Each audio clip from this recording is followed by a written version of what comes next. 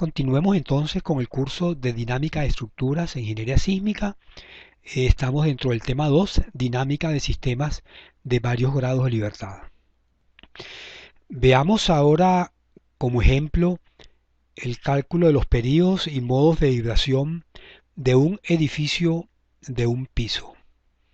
Este edificio está constituido por una losa que suponemos que es infinitamente rígida en su plano, soportada por tres pórticos en dirección longitudinal y cinco pórticos en dirección transversal. Cada pórtico está definido por su rigidez lateral. Por ejemplo, para el pórtico C esa rigidez lateral es 2 veces K sub 0 y para el pórtico 1 es 20 K sub 0. Los valores numéricos de K sub 0 del peso del edificio depositado en la losa, de la longitud de los vanos, que es 6 metros para todos los vanos, eh, y de la aceleración de gravedad, que la adoptamos como 981 centímetros sobre el segundo cuadrado, están indicados más abajo. El sistema tiene, por ser la losa infinitamente rígida en su plano, solo 3 grados dinámicos de libertad: U, X, UY y Uθ, que es la rotación de la planta del edificio con respecto a un eje vertical. Este edificio, como ustedes notan, es un edificio asimétrico en dirección transversal y simétrico en dirección longitudinal X. Ya le determinamos su matriz de masa y su matriz de rigidez previamente, que están indicadas acá a mano derecha de esta lámina. Uno pudiera sustituir los valores del peso, longitud, masa y rigidez y hacer este ejercicio de cálculo de periodos y modos trabajando con valores numéricos, pero vamos a dejar la sustitución de estos valores para el final y vamos a trabajar con los valores de m y k sub 0 hasta el final.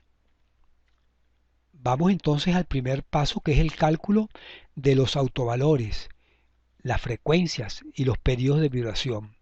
Recordemos que ese cálculo se hace a partir de construir la matriz K menos lambda M y determinar su determinante.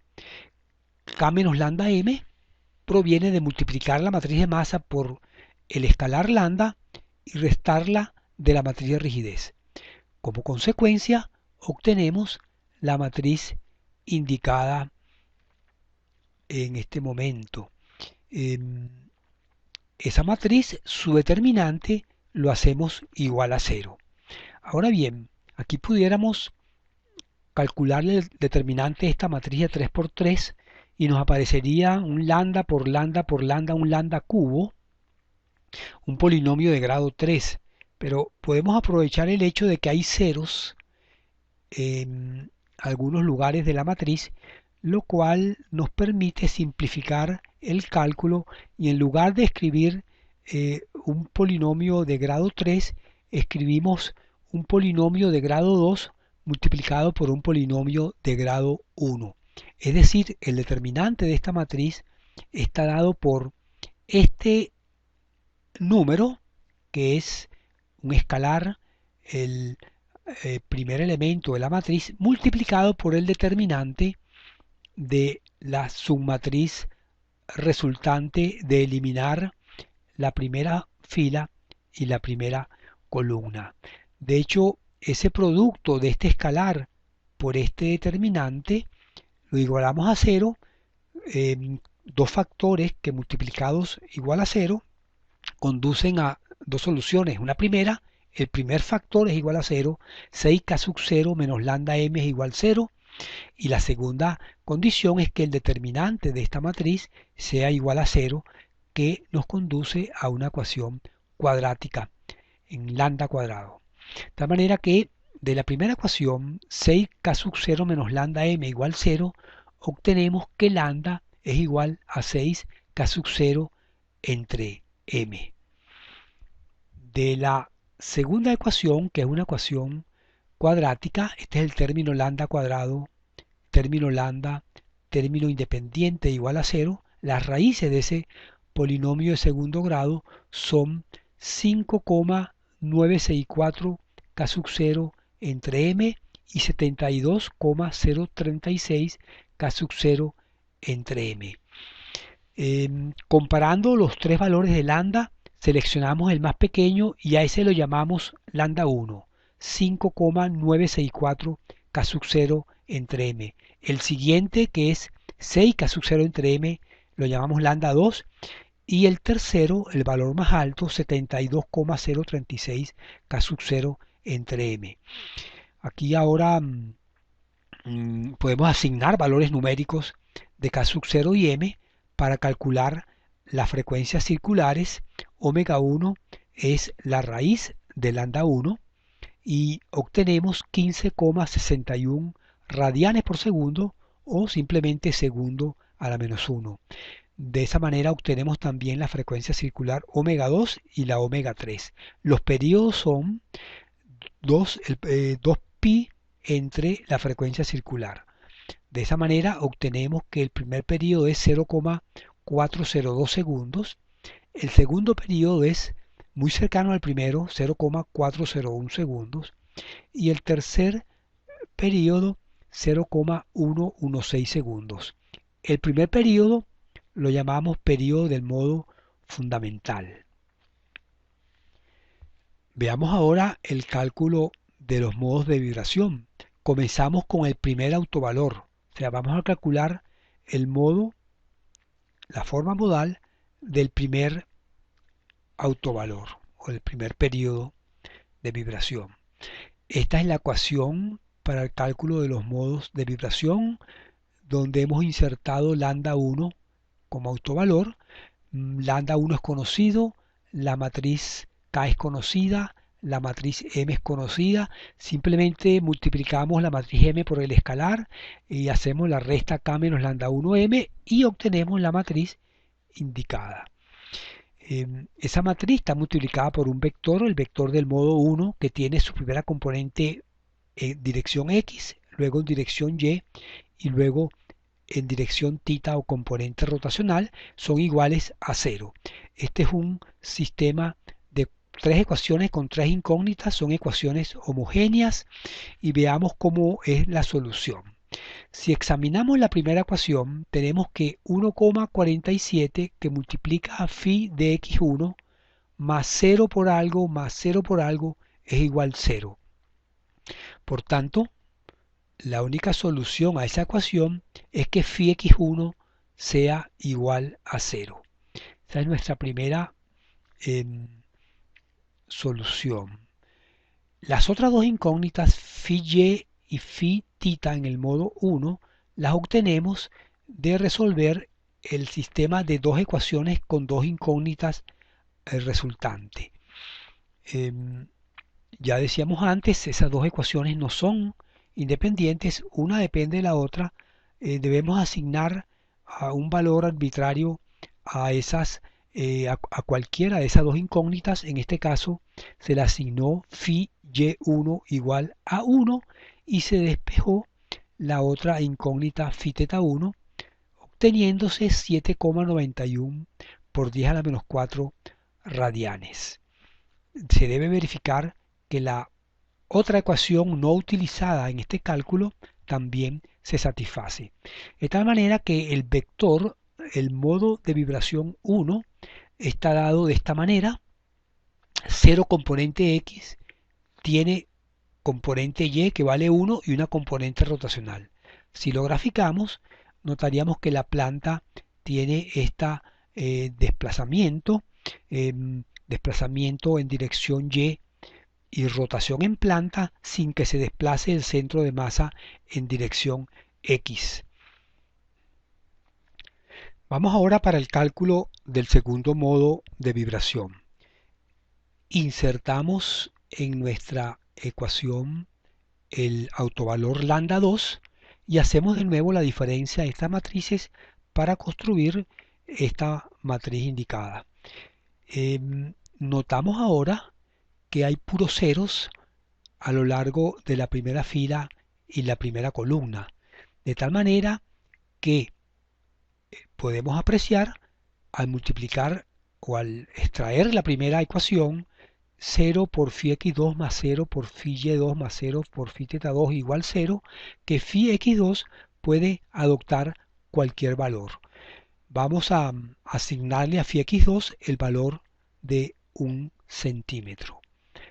Las otras dos ecuaciones las utilizamos para calcular phi y2 y phi θ2. Pero estas dos ecuaciones ahora sí son ecuaciones independientes y la única solución posible para phi y2 y para phi θ2 es la solución 0, 0. Por tanto, el autovector del modo 2, phi2, es 1, 0, 0, que graficado corresponde a un movimiento de traslación pura en dirección X sin que haya desplazamiento en Y y sin que haya rotación. Vamos ahora para el cálculo del tercer modo de vibración. Insertamos el autovalor 3 en nuestra ecuación y la matriz nos queda de la manera indicada, de manera similar a como lo explicábamos con el primer modo de vibración. Con dicho cálculo, la primera observación que hacemos es que phi x3 tiene que ser 0 para satisfacer la primera ecuación, y las incógnitas phi y3 y phi θ3 se determinan del sistema de dos ecuaciones resultante. Asignándole un valor arbitrario a phi y3 igual a 1, obtenemos el valor de la rotación en el modo 3 como menos 2,10 por 10 a la menos 3 radianes. De esta manera que el modo 3 es el modo indicado. Graficado, notamos que tenemos traslación en dirección Y del centro de masa, luego rotación en planta, sin que haya traslación X del centro de masa.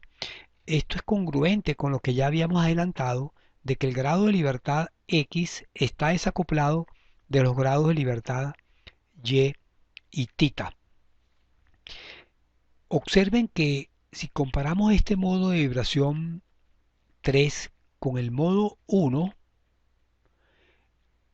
son parecidos en el sentido de que hay traslación Y y rotación, pero en el modo 1 la traslación Y es más importante en relación a la rotación que lo que es en el modo de vibración 3. El modo de vibración 3 entonces decimos que es un modo con rotación predominante. El modo 1 es un modo con traslación predominante en dirección y el modo 2 es un modo con traslación pura en dirección X. Podemos mostrar los modos en forma animada. Este es el modo 1 de periodo 0,40 segundos, ¿verdad? El que tiene traslación Y predominante, pero con una componente torsional importante. Este es el modo 2 que tiene traslación X únicamente. Y este es el modo 3 de 0,11 segundos que tiene torsión predominante, pero con una importante componente Y de traslación. Igualmente podemos mostrarlos en formato 3D. Este es entonces el modo 3. Este es el modo 2, únicamente traslación X, y este es el modo 1, 0,40 segundos.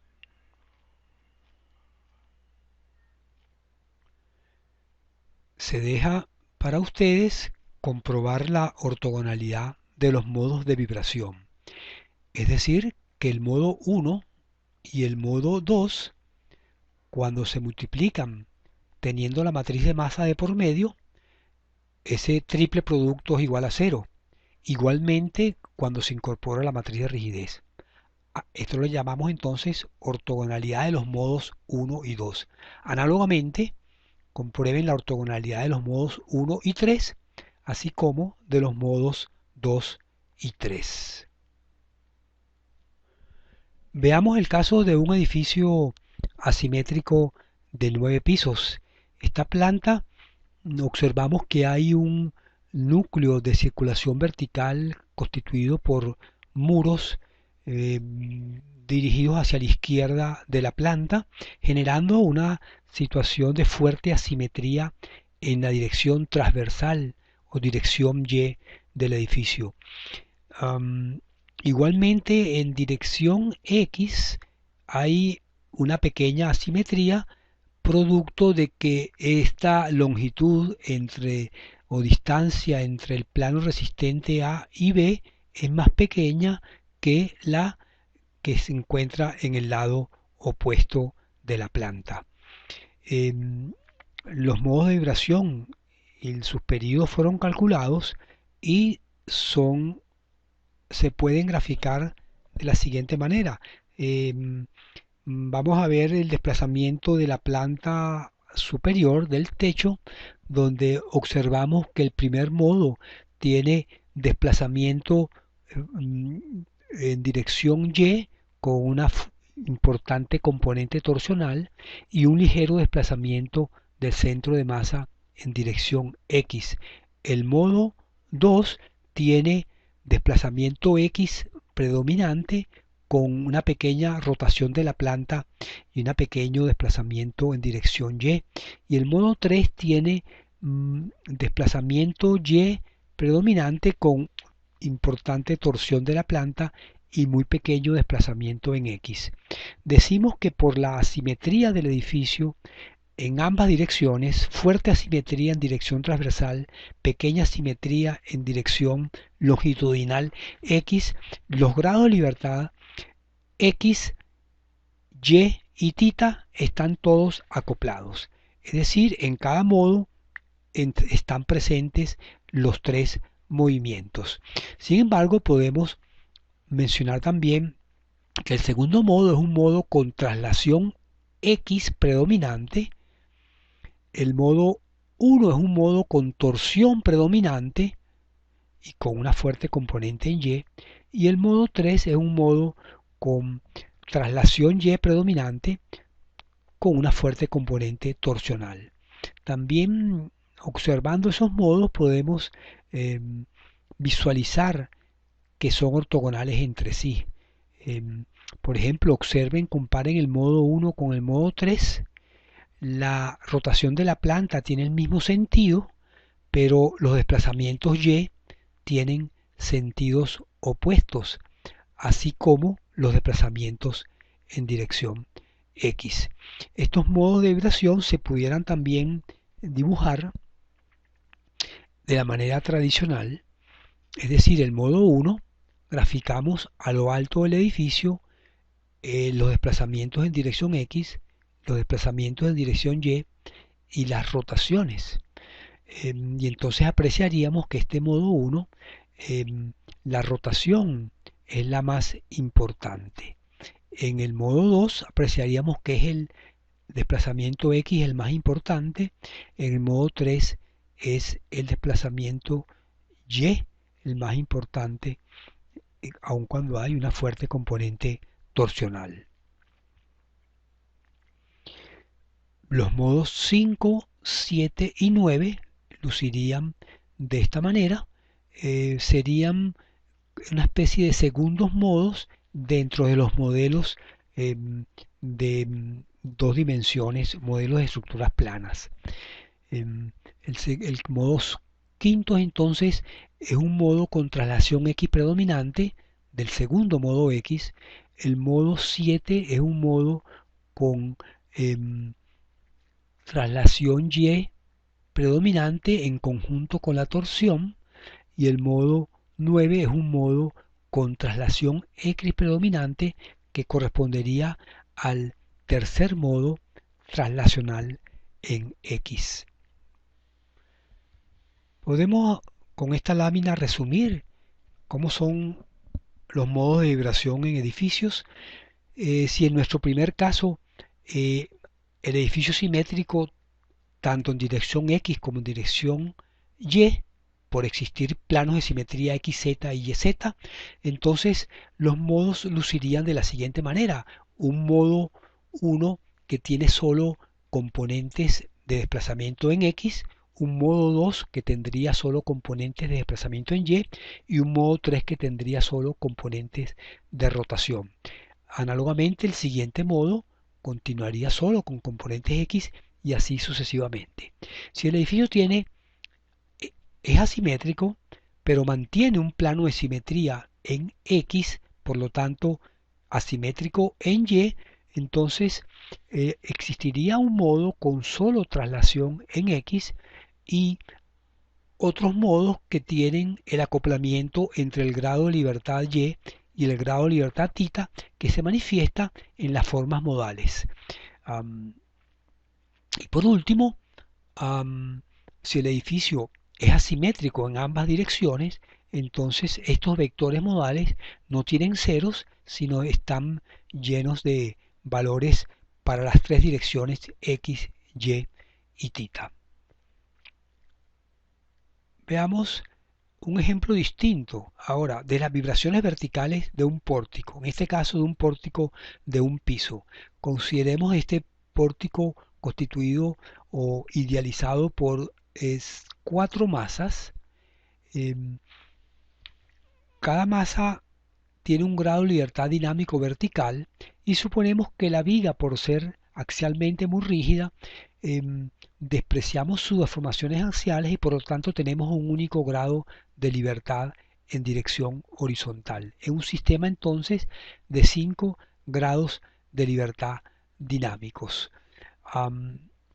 Los modos de vibración, al calcularlos con los valores numéricos aquí indicados, da lugar a un primer modo que corresponde a vibración horizontal, lateral, cuyo periodo es 0,43 segundos.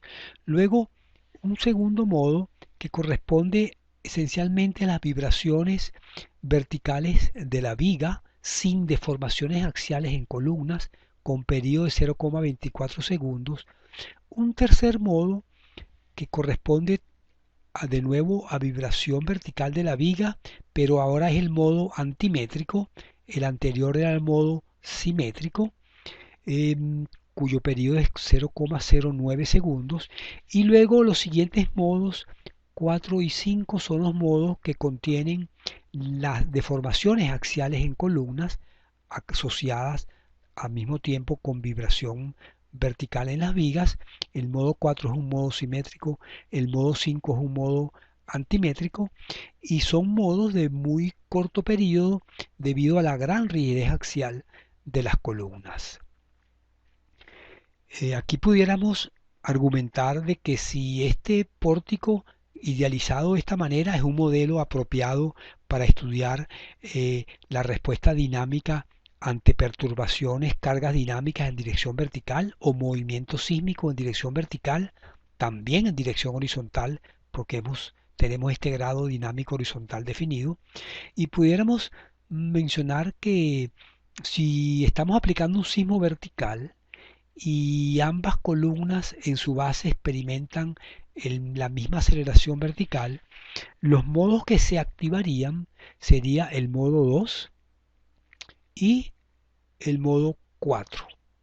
Los modos 3 y 5 no se activarían porque el movimiento en la base de las columnas es el mismo. Y esos movimientos simétricos en la base no pueden activar modos antimétricos. La única manera de que se activaran estos modos antimétricos es que la perturbación sísmica en la base de la columna izquierda sea diferente a la base de la columna derecha. Igualmente, el modo 1 no se activaría por esta componente sísmica vertical de igual amplitud en la columna izquierda y derecha.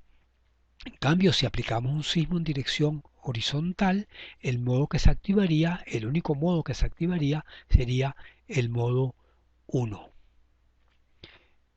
Si ahora en vez de un piso tenemos dos pisos, la situación es similar pero un poquito más compleja de los modos de vibración. Ellos lucirían de la siguiente manera, ahora son un total de 10 modos de vibración, porque el sistema anterior tiene 10 grados dinámicos de libertad, y observamos que el modo 1 es el modo de traslación, em, el modo fundamental de traslación en dirección X. El modo 3 es el segundo modo traslacional en dirección X. Em, pero queda como modo 2 por tener un periodo siguiente, el periodo siguiente mayor, un modo de vibración vertical. Aquí veríamos como los nuevos modos que surgen corresponden a vibraciones de la viga del piso 1, de la viga del piso 2, que estén en el mismo sentido, representa un modo, o si están en sentidos opuestos, representa otro modo de vibración.